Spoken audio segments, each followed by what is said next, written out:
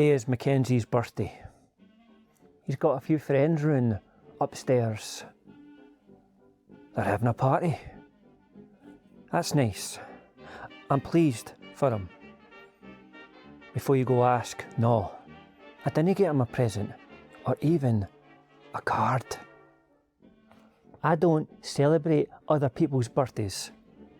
Making a whole day all about yourself is kinda selfish. You hear him up there? Turn that music down. Listen, you hear him?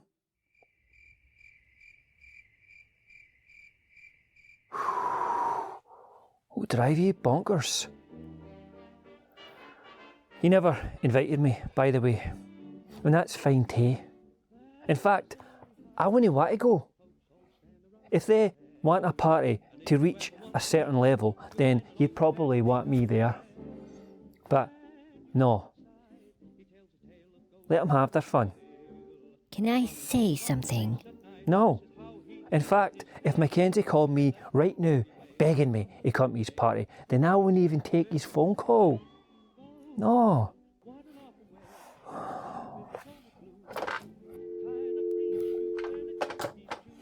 It's working fine. Hello? It's McKenzie, sir. Hi, McKenzie. I suppose you're missing something at your party then? A wee bit of je ne sais quoi? Yes, sir. We are missing some ice for my guests' drinks. Ice? No, I don't have any ice, Mackenzie. And turn that volume down. That music's giving me a headache. We don't have any music playing, sir. Well, it's probably your boring conversation. If only you invited somebody cool at your party. If only you asked somebody interesting with some stories to tell you. Well, I can't think of anyone, sir. But we are having a splendid time, and I promise to keep the noise down. Foxton, why don't you ask Mackenzie if you can come to the party? You don't need to know. And another thing.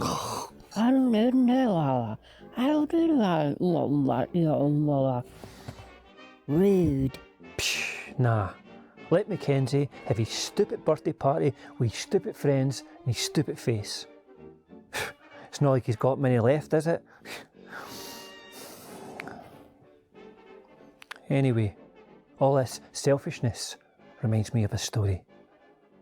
This one's a belter. Here goes.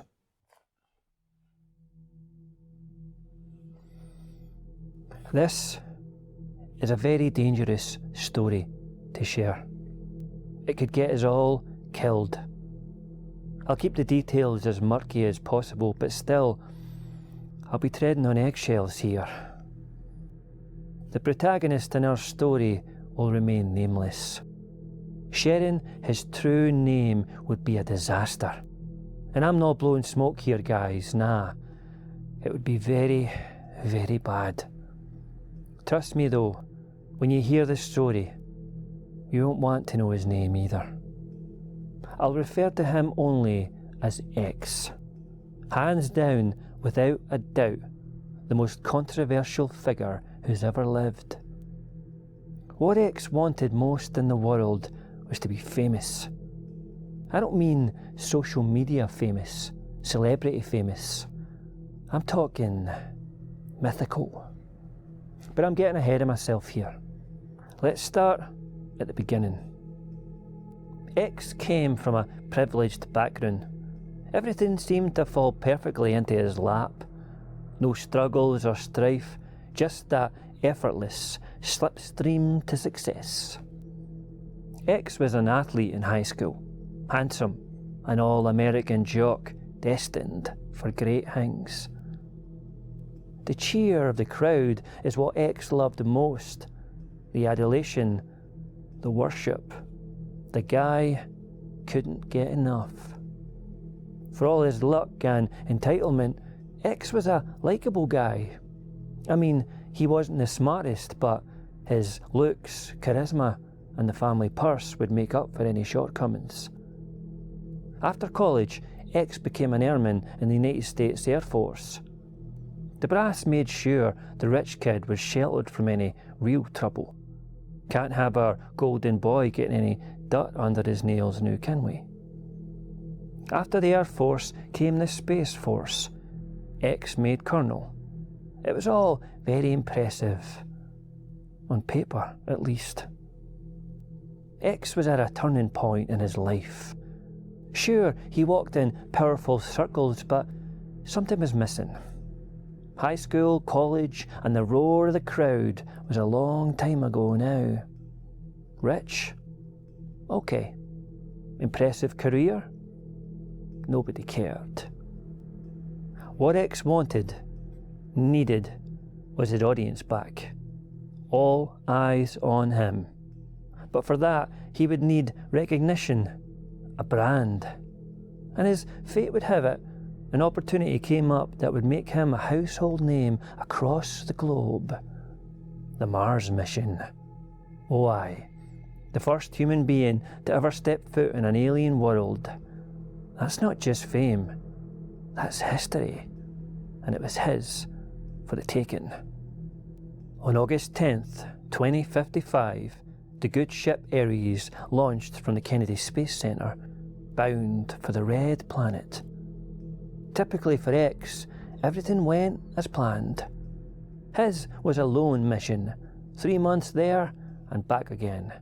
With computers doing all the heavy lifting, all X had to do was enjoy the ride, repeat the lines given by headquarters, plant the flag, and become the poster boy for humanity's greatest achievement.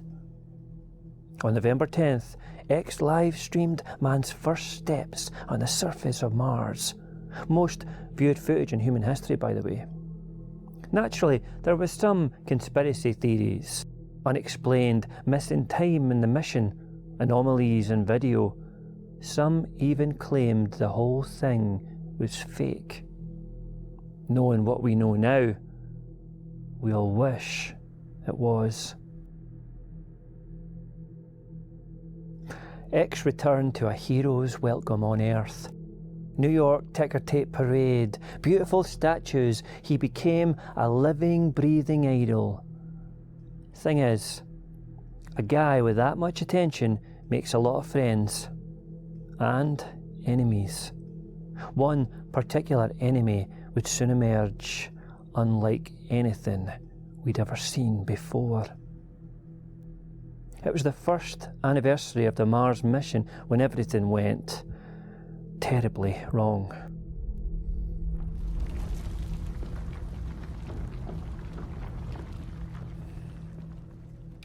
August 10th, 2056, the world woke to the resonance. It was subtle at first, a vibration, like you couldn't quite tell where that sound was coming from.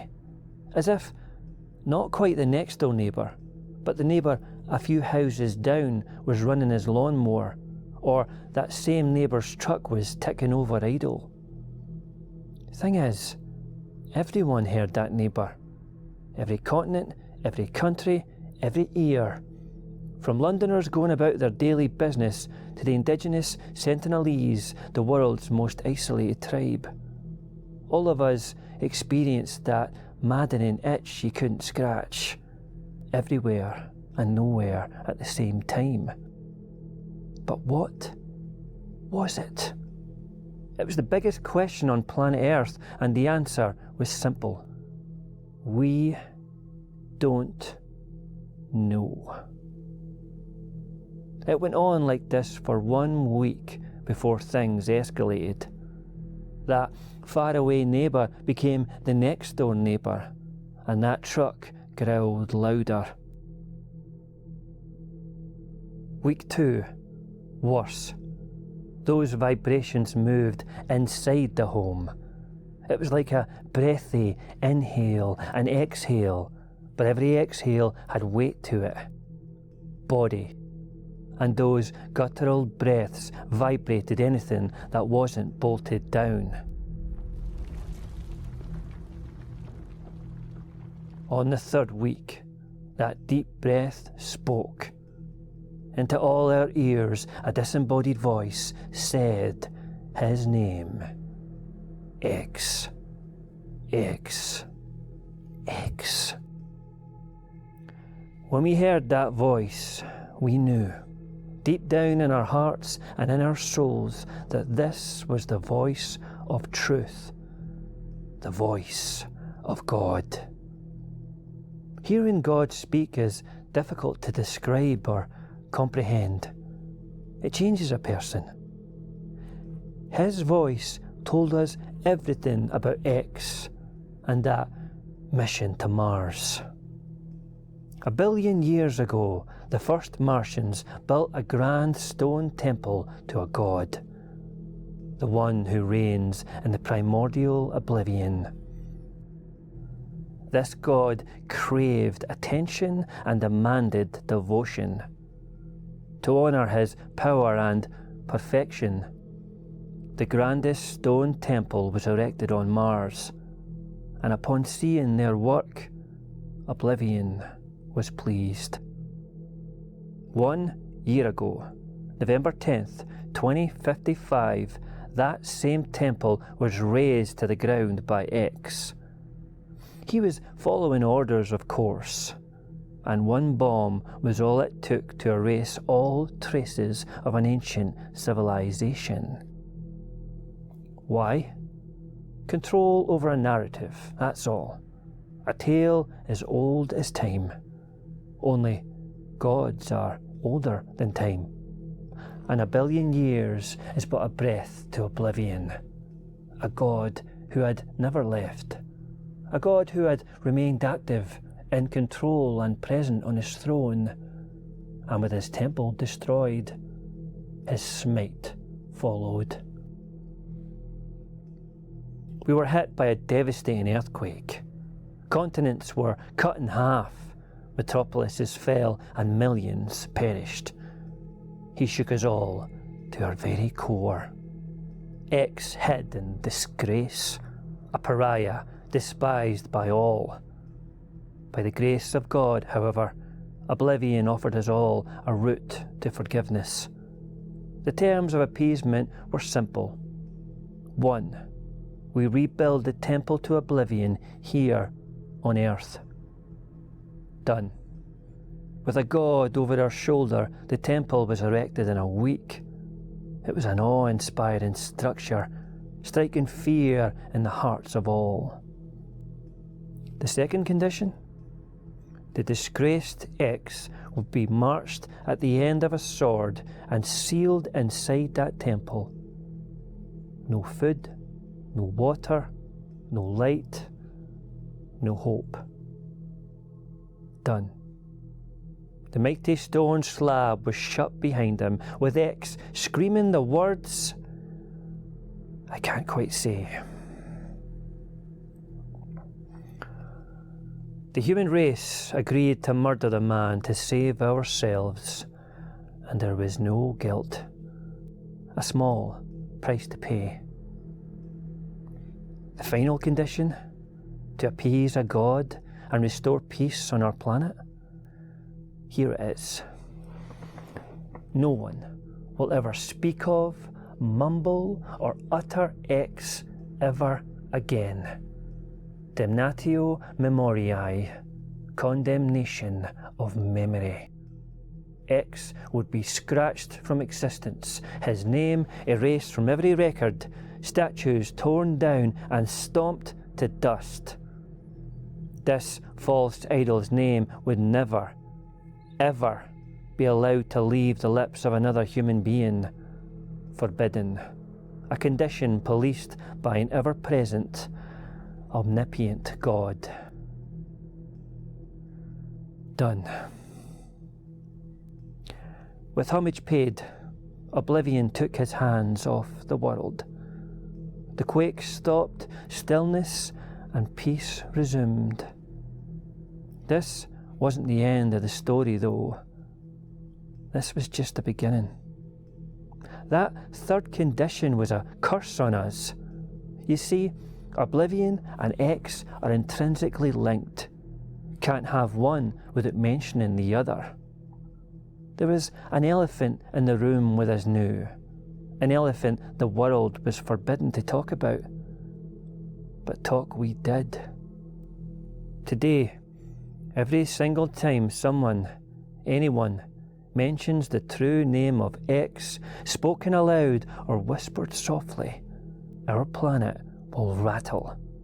Every tremor reminding us of his rage and our sin. There's not an hour that goes by without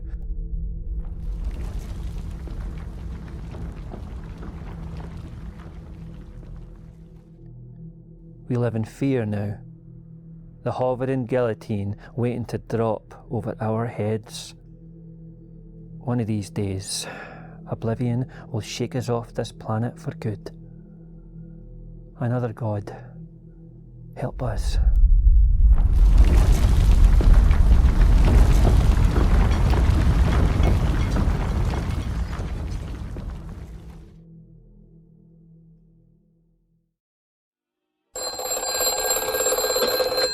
Hi. It's McKenzie, sir. I'm sorry to ask, sir, but I was wondering if you'd like to attend my birthday party.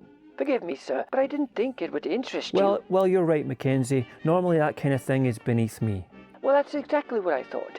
But if you'd like to come, we would love to see you. Well, I'll certainly think that over, McKenzie. But for now, just keep the volume down. Of course, sir. Thank you so much. I knew he'd come round. You can't have a party without the life for the party. This is good. Can't wait. Oh, you don't mind if I go, eh? I mean, you guys ain't invited. Hi. Yes, sir. Well, I've been speaking to my guests, and we've decided we don't want to disturb you anymore. My guests and I are moving the party elsewhere. Well, you don't really have to, McKenzie. Of course, you're lovely for saying so, sir, but the matter is settled. I wish you a very good night, sir. Well, I don't...